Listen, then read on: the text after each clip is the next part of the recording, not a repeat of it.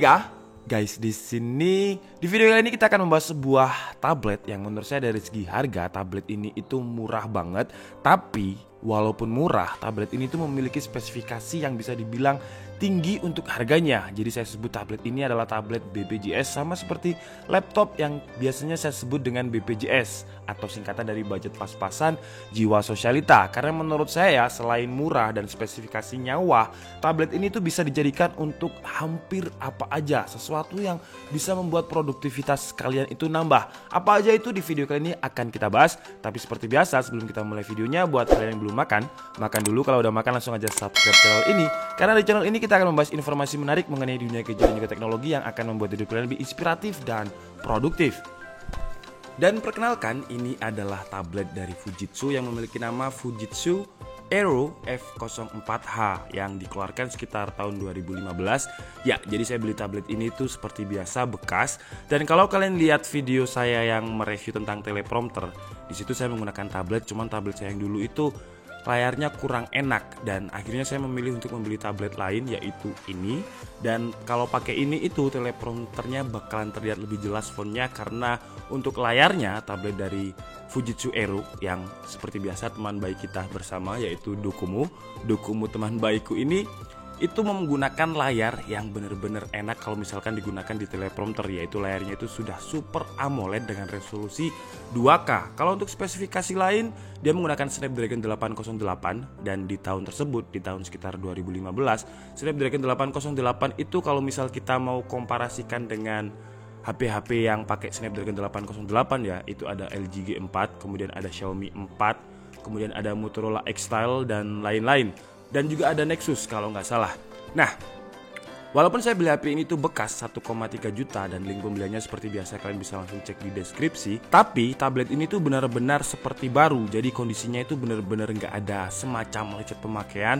Dan saya beli di seller yang sama ya. Kalau kalian lihat di beberapa video kita terakhir, saya beli Sharp dan juga LG itu di seller yang sama, dan semua barangnya itu menurut saya benar-benar tidak mengecewakan dari segi fisik.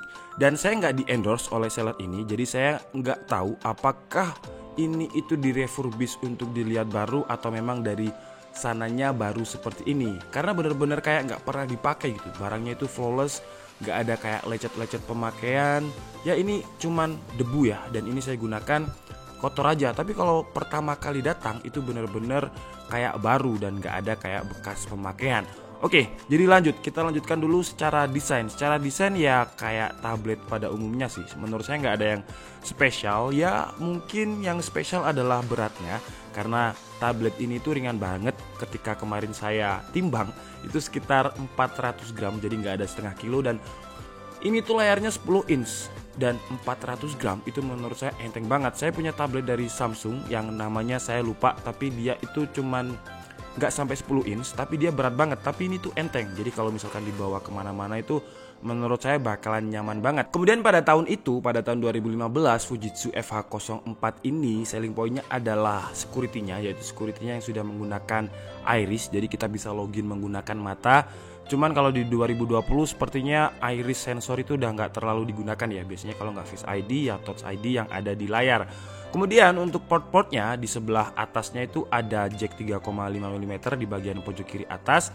Kemudian di bagian kanannya ada charging port micro USB, dan di sini juga ada slot untuk micro SD card dan juga SIM card. Dan yang menarik ketika tadi saya research tentang HP ini itu katanya memiliki military standard 810G untuk shock resistant atau untuk tergoncang-goncang. Kemudian juga ada waterproof IPX8 dan juga dustproof.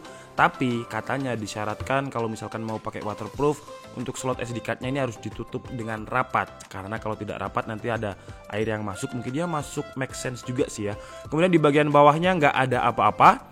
Di bagian kirinya ada tombol lock dan juga tombol power. Kemudian juga ada volume up and down. Kemudian di bagian belakangnya untuk bahan materialnya dia menggunakan bahan aluminium yang sudah cukup solid dan juga padat, hampir kayak telenan juga ini build quality-nya. Kemudian di bagian tengahnya ada tulisan Aero, nggak ada tulisan Fujitsu sama sekali. Dan di bagian kiri atas, di atasnya Aero itu ada logo NFC. Dan ketika tadi saya intro, saya menggunakan koneksi dengan NFC ketika saya mengkoneksikan kamera saya dan menggunakan tablet ini sebagai monitoring. Jadi enaknya di situ kalian bisa menggunakan fitur-fitur NFC ini untuk mungkin bayar tol dan semacamnya, pokoknya fitur-fitur NFC. Kemudian untuk layarnya ini untuk sistem security-nya dia sudah dilapisi dengan Corning Gorilla Glass 3. Kemudian untuk sistem operasinya, ketika tablet ini datang dia menggunakan Android 6, tapi ada kayak semacam notif software update, dan saya update dia menjadi Android 7 atau Nougat, dan itu kayaknya mentok, jadi bisa mentok di Android 7.1.1. Kemudian untuk memori RAM-nya dia 3 GB dengan memori internal itu 32 GB. Jadi udah lumayan, dan saran saya kalau misalkan kalian beli tablet ini, kalian gunakan untuk kegiatan yang produktif. Tapi kalau misalkan kalian gunakan untuk gaming juga bisa, tapi dengan beberapa syarat tertentu yang nanti akan kita coba. Tapi sekarang kita coba dulu untuk kameranya, karena dia juga memiliki kamera depan dan juga kamera belakang. Jadi kamera belakangnya ini memiliki resolusi 8 megapiksel, dan untuk kamera depannya memiliki resolusi 2,1 megapiksel. Nggak terlalu banyak, jadi kalau misalkan digunakan untuk kegiatan di sektor kamera menurut saya kurang. Tapi langsung aja kita coba langsung baik kamera depan maupun kamera belakangnya. Oke, jadi ini adalah mode kamera belakang di mode video dengan resolusi Full HD 30 fps. Kira-kira kameranya itu seperti ini guys. Dan kameranya nggak terlalu bagus sih, menurut saya masih bagusan LG yang kita review kemarin, cuman warnanya itu lebih pop up ya. Jadi rumputnya ini yang kalian lihat sebenarnya nggak seijo ini, entah ini di optimalisasi oleh softwarenya atau gimana. Tapi sebenarnya rumputnya ini nggak seijo ini. Kalau di sini kan hijaunya hijau gelap gitu ya. Kalau sebenarnya itu warnanya hijau pudar. Jadi warna-warna itu kayak teal and orange. Jadi kalau kalian tahu filter atau LUT teal and orange dari Sam Calder, kira-kira seperti itu guys. Dan untuk kualitas mic-nya seperti ini, jadi nanti kalian bisa tulis di kolom komentar. Untuk kamera depannya seperti ini, cuman kalau kalian ngevlog pakai tablet sebenarnya akan susah ya, karena tablet ini tuh 10 inch. Dan ini saya megangnya tangan 2, jadi seperti ini. Kalau tangan 1 kayak gini. Nah, kamera depannya ya lumayan, masih lumayan kamera depannya. Hampir sama kualitasnya dengan kamera belakang tadi. Cuman ya itu, kalau misalkan kalian ngevlog pakai ini ya menurut saya sih ribet. Kalian dikira orang gila karena kayak bawa telenan pakai tangan 2 kayak gini kan. Ya kurang lah. Tapi kalau digunakan hanya sebagai Skype, video call, masih lebih bagus ini daripada kamera webcam yang biasanya ada di laptop. Oke, sekarang kita coba untuk tes gaming, dan di sini kita coba di game Honkai Impact 3 dulu dengan settingan rekomendasi grafik setting dari Fujitsu-nya itu ada di angka 1, dan di settingan ini masih cukup nyaman untuk dimainkan ya, tapi harus rela grafiknya ini agak kekompres sedikit. Daripada kalian mainnya nggak nyaman kan, mending pakai sistem rekomendasi yang memang disarankan oleh Fujitsu ini. Dan hasilnya untuk average FPS-nya itu masih nyaman, menurut saya masih ada di angka 20-30 fps. Tapi walaupun kadang measuring FPS-nya yang dari game bench ini hijau atau ya masih stabil, tapi kadang-kadang tiba-tiba gamenya itu nge-lag. Entah karena wifi-nya atau gara-gara FPS-nya, tapi kadang nge-lag tapi sebentar. Jadi kayak cuman patah sebentar gitu. Nah, kalau misalkan frame-nya mulai padat atau kalian ultinya udah lumayan atau pakai combo gitu ya, tiba-tiba frame-nya juga turun. Tapi turunnya nggak sampai warna merah FPS-nya. Jadi ada di angka antara 10-20 fps. Kemudian kita tes di game PUBG, dan di PUBG Mobile ini kita menggunakan settingan smooth, dan untuk frame rate-nya itu ada di medium. Dan hasilnya ketika frame-nya lumayan padat, dan ketika ini saya coba untuk bermain atau menggunakan mobil, ketika frame-nya terlalu padat dia memang drop, tapi seperti game Honkai Impact 3 tadi. Jadi cuman sebentar, cuman kayak satu patah sekali, terus kemudian selanjutnya stabil. Dan kalau digunakan untuk tembak-tembakan aman sih, nggak ada drop FPS. Dropnya itu ketika kita menggunakan scene atau kita menggunakan mobil. Tapi kalau misalkan war masih aman kok, nggak terlalu nge-lag. Oke, sekarang kita bahas ke bagian yang ini adalah alasan utama kenapa saya beli tablet ini. Karena dia memiliki layar yang cukup besar, yaitu 10,5 inch, dan resolusinya sudah 2K dengan 16 juta warna. Dan alasan saya beli tablet ini selain untuk monitoring kamera dan juga untuk teleprompter, tablet ini itu memiliki fitur yang menurut saya lengkap banget. Tapi basicnya itu ada di layarnya ya. Dia 10,5 inch dengan resolusi 2K tadi. Nah, dengan layar yang segede ini, saya bisa menggunakan tablet ini itu sebagai dual monitor. Jadi kalau misalkan saya lagi main laptop saya nggak dual monitor, yang dual monitor itu adalah PC saya, tapi saya jarang banget pakai PC karena saya sering keluar dan saya ngedit di luar. Dan kalau misalkan saya ngedit mungkin di rumah teman saya, itu saya suka pakai tablet ini itu sebagai dual monitor. Jadi kayak di bagian sini itu saya gunakan untuk YouTubean, kemudian di bagian laptop saya gunakan ngetik-ngetik untuk membuat skrip. Dan ini juga bisa saya gunakan sebagai laptop, karena kalau saya menggunakan laptop itu kan yang paling terpenting adalah saya biasanya bisa membuat skrip untuk bikin video. Nah, karena dia layarnya besar dan resolusinya lega juga, jadi saya bisa dengan aksesoris tambahan seperti ini. Jadi saya biasanya pakai keyboard Bluetooth wireless seperti ini, kemudian seperti ini, dan udah saya laptopan. Cuman menurut saya kalau misalkan kalian punya aksesoris yang seperti ini itu kurang praktis kalau misalkan dibawa kemana-mana, karena ada tablet docking itu yang biasanya sama tas. Jadi kalian beli aja, kalau nggak salah harganya cuma 75.000.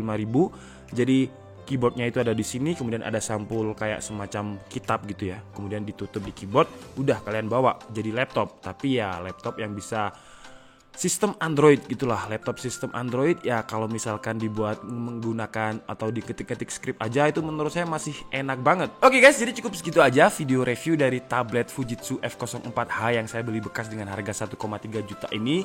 Dan menurut saya dengan harga 1,3 juta, buat saya ya, tablet ini tuh membantu banget, karena saya punya kamera satu lagi namanya Sony A6500 dan dia nggak bisa di flip ke atas. Jadi biasanya saya menggunakan tablet ini sebagai monitoring untuk kamera, karena dia juga nggak terlalu delay, walaupun delay tapi nggak banyak. Dan seperti yang kalian lihat di sini, walaupun agak delay ya, tapi nggak begitu banyak. Kemudian biasanya juga saya gunakan sebagai dual monitor, karena laptop saya resolusinya nggak sampai 2K dan dia juga layarnya nggak super AMOLED. Jadi kalau misalkan saya gunakan untuk grading yang benar-benar pingin detail, saya biasanya menggunakan tablet ini, karena kualitas gambarnya lebih bagus tablet ini ketimbang layar dari laptop yang biasanya saya pakai.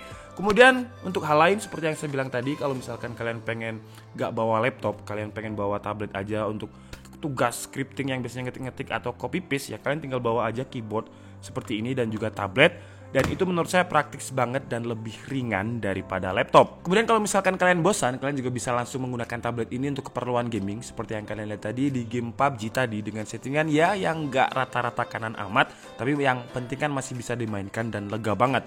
Dan kalau kalian terbiasa dengan PUBG 4 jari, menurut saya kalau pakai tablet itu bakalan enak banget. Kemudian di game Honkai Impact 3 tadi dengan settingan grafik di angka 2 itu juga masih nyaman. Cuman memang kelemahannya ada panas, dan panasnya itu ada di bagian sekitar logo Aero dan juga logo NFC. Sepertinya chipsetnya ada di situ, jadi kayak panasnya itu di situ banget. Jadi kalau misalkan dipegang seperti ini, yang kerasa panas itu adalah di bagian sini, dan yang tangan kalian megang enggak, tapi anget. Yang panas banget itu di bagian sini. Oke, jadi mungkin cukup segitu aja video review kita kali ini. Saya minta maaf kalau ada kesalahan dalam penyampaian informasi. Seperti biasa kalian bisa mengkoreksinya di kolom komentar. Saya Dika Setiabudi and see you on the next video. Bye bye.